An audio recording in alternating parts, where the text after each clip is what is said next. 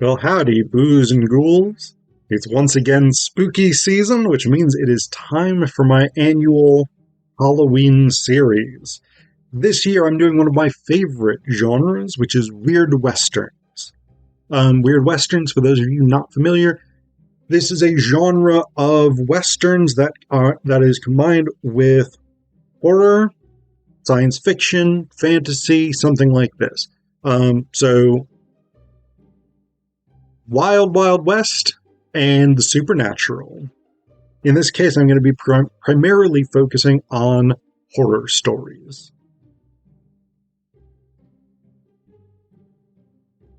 In this video for my Halloween series, we're going to talk about J.T. Petty's film, The Burrowers. This is a kind of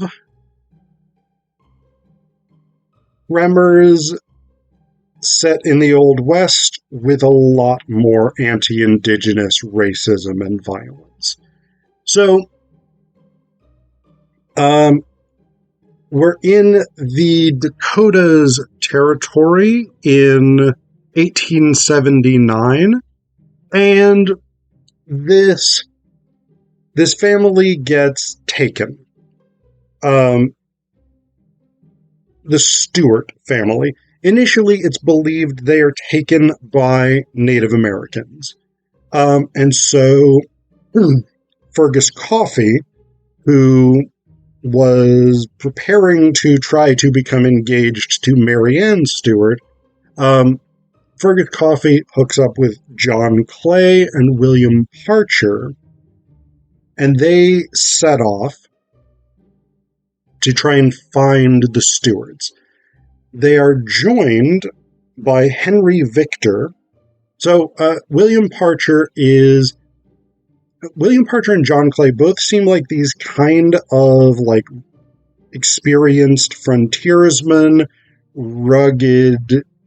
They know the territory. They know the natives. They've been out and done whatever. We don't get a massive amount of their backstory, but we get the sense that they are both experienced frontiersmen who know what's going on. Fergus Coffey is an Irish immigrant. He came out, I guess, to be a farmer. They initially are working with Henry Victor, who is the leader of a detachment of the 6th U.S. Cavalry. Henry Victor is a pretty terrible dude.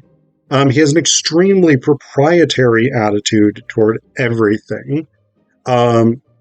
This is my command. I'm in charge of this expedition. He has a native tracker named Pen Bear, and he refers to him as my Indian.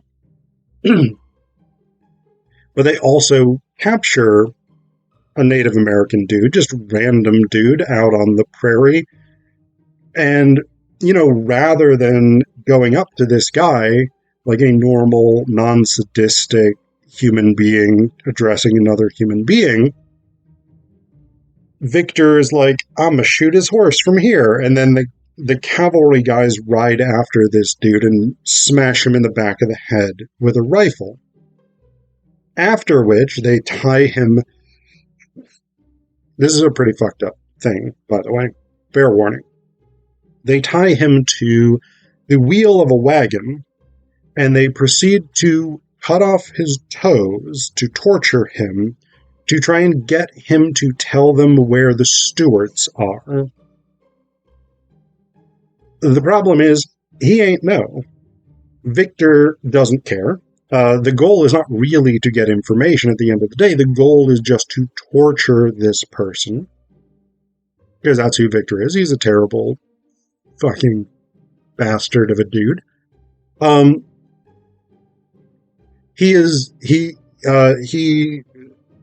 disgusts Clay, Parcher, and Coffey, along with Dobie Stacks, who's the son of the woman that Parcher is courting, who's also there. So eventually they split off. Clay, Parcher, Spax, and Coffee all split off because they're like, Victor, he's ignoring the signs that there's something weird going on here. All he wants to do is go to the Sioux reservation and torture some Sioux. He doesn't really care about finding the Stewarts, etc., etc. So they split off. Slightly later, they're actually joined by a defector from Victor's command. Callahan, or Walnut, was Victor's cook. He was not actually enlisted, but he was paid to be the cook. But he was free to leave. And so he does actually leave. He goes and he joins Clay, Parcher, Coffee, and Spax. And they go out looking. They encounter some indigenous peoples whom Coffee shoots at, even though there's no good reason to. And so then they have a fight between them in which Parcher gets killed.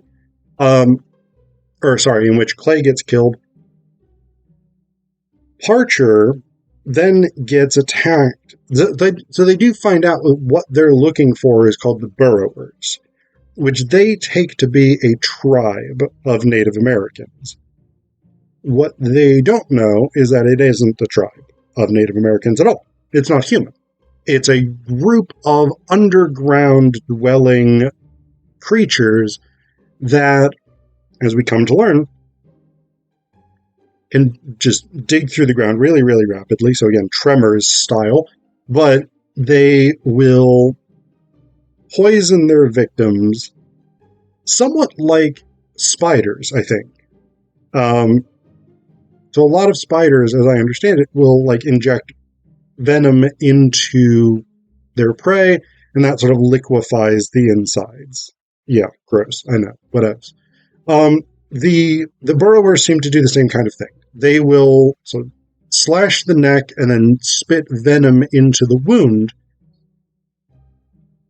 that basically keeps the victim alive, but the burrowers then bury them until their insides liquefy, basically, and then the burrowers come back and eat them. What we learn is that the burrowers had done this to buffalo. Buffalo, they existed before human beings came to North America, and they had traditionally fed on buffalo. Problem is, white people came along, killed off almost all the buffalo, and so the burrowers needed to find a new food source. And what they found, their new food source, was people. Mostly Native Americans, but also white people, as more and more white people settled in the Dakotas. And so that's what's taken the Stewarts. Dobie Spax, who, again, is a kid, because they do find a victim of the burrowers, somebody who has been buried alive, basically, and she's totally paralyzed, etc., etc. So Parcher charges Dobie with taking her home, or taking her to the nearest fort to get medical attention.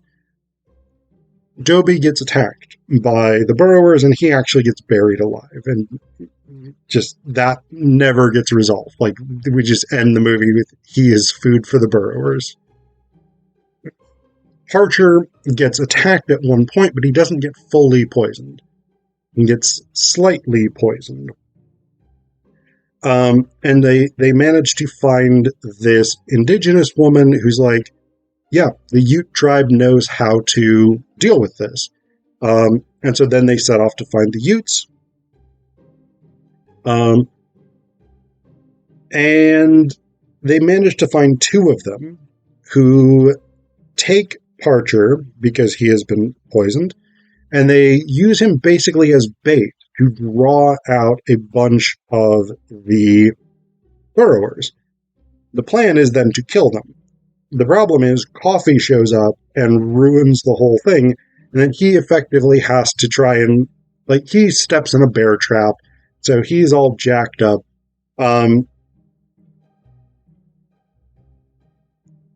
But basically,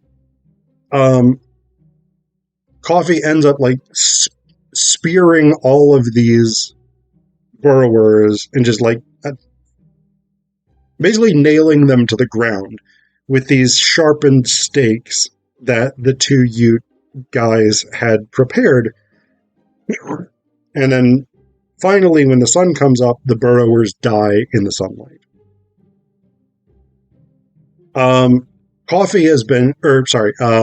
Callahan has been shot in the leg.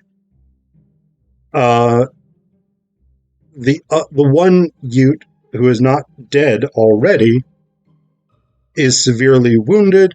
The indigenous woman that they'd found is in their camp. Basically, Coffee rides off to try and find a doctor to bring back to save Callahan and this Ute. He eventually finds a group of soldiers who take him back to where he was to give medical attention.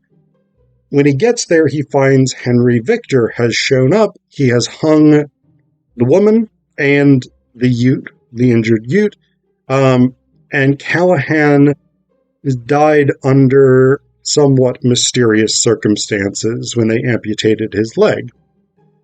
So, that's the end of the movie. Like, the stewards are just like, well, whatever, not gonna find them.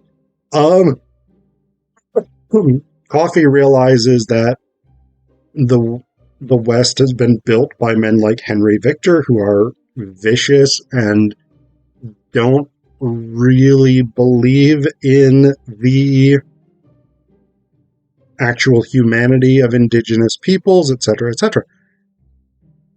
It's kind of a bleak ending. But it's an interesting movie, and I think it's an interesting movie because it is a condemnation of settler colonialism and capitalism, right? Because traditionally the burrowers were part of an ecosystem, right? And that was an ecosystem that survived under indigenous peoples. They lived in such a way that things were sustainable, that ecosystems were balanced. And so there were enough buffalo that the burrowers could feed on buffalo. The buffalo survived, the burrowers survived, the humans survived. Then white people came, which means settler colonialism and capitalism came. And white settler colonialists and capitalists see the buffalo not as part of an ecosystem requiring stewardship, but as a resource to be utilized, to be capitalized upon. And so the wide-scale slaughter of the American bison disrupts environmental patterns, environmental ecosystems, and things like this in ways that have ripple effects, negative ripple effects for other living creatures in the environment, including human beings. And so this becomes one of the critiques of the film. I would say the other big critique of the film is the casual violence and the willingness to accept the dehumanization of indigenous peoples because they do not fit or they do not embrace settler colonialism and capitalism. The violence of a Henry Victor is excessive, and he is meant to be an unlikable character, and we are meant to see Coffee, Clay, and Parcher as the counterparts to Henry Victor. But the only reason that they are the counterparts is because they are less violent. They're not unviolent. I mean, Clay and Parcher say a number of quite racist things about indigenous peoples. And they have both fought Indigenous peoples in the past. They have no compulsion about killing Native Americans. Coffee sees I think they're Sioux, is the consensus. Sioux surround them in the woods, and one of the Sioux basically raises his hand in greeting, and Coffee pulls his revolver and fires. So even the good guys in the film are still clearly engaged in this process of settler colonialism that is quite happy to use violence against native peoples. And again, what we get as a result of these processes of settler colonialism and capitalism coming into this area is the disruption of balanced and sustainable ecosystems in a way that comes to bite people in the ass. And again, we could think about this in the context of, say, mineral resource extraction and global climate change. The planet is going to cook because we as a civilization have said, yeah, we can just burn a ton of fossil fuels. Clearly, there will be no repercussions of this. But there are. And so this is one of the things. I think in that sense, it's a very insightful movie that combines horror, that combines the weird Western genre with important contemporary critiques.